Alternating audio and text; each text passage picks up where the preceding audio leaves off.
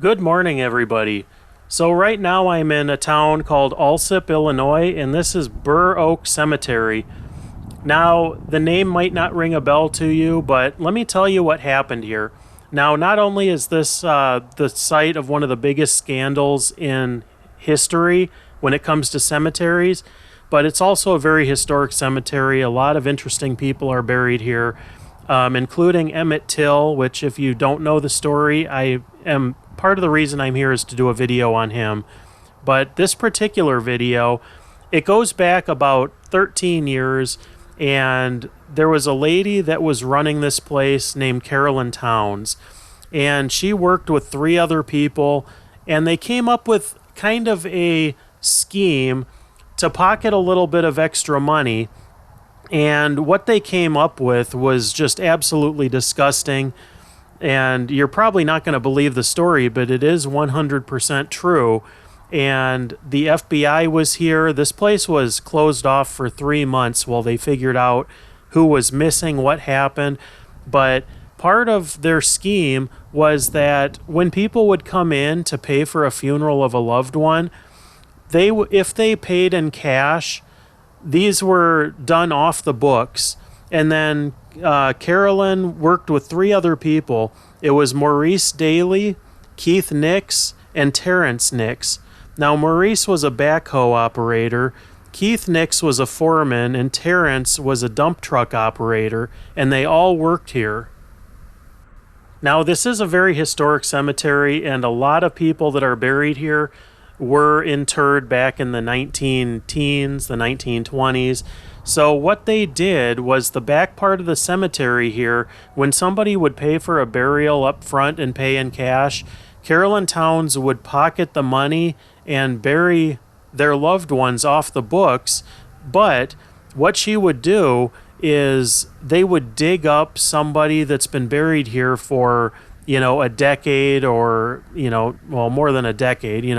It could have been somebody that was buried here for a century or, long enough ago to where she thought that nobody would come and notice.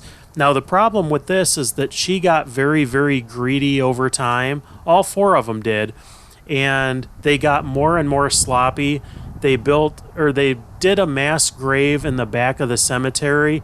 And this cemetery was originally 40 acres, and I believe it's closer to 160 acres now. There is a wooded lot in the back of the cemetery, and I guess this is where a majority of the remains were found.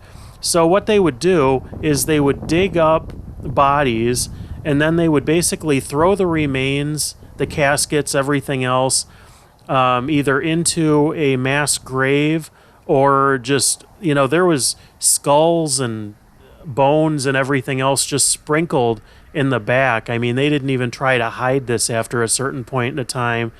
A lot of criminals get so arrogant that they think that they'll always get away with stuff, and they started getting really, really sloppy, just leaving things around, leaving remains around, bones, everything else. They would leave headstones that they would remove from the grave sites, and these were just kind of all over the place in different locations on this property.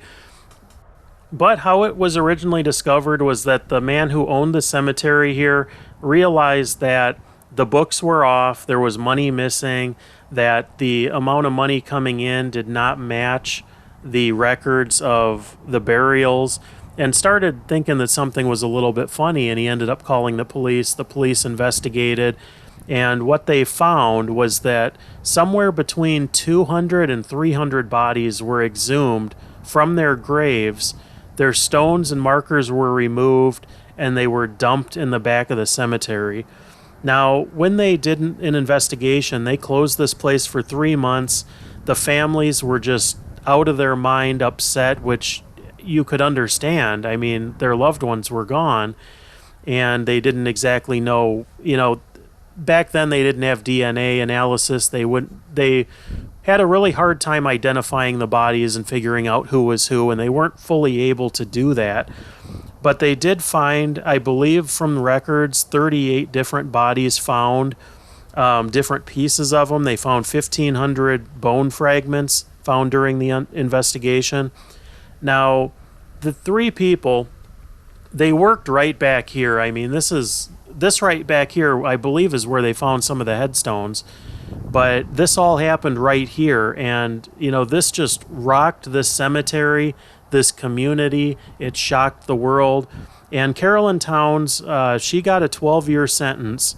Maurice Daly received 3 years probation for his part in this, and he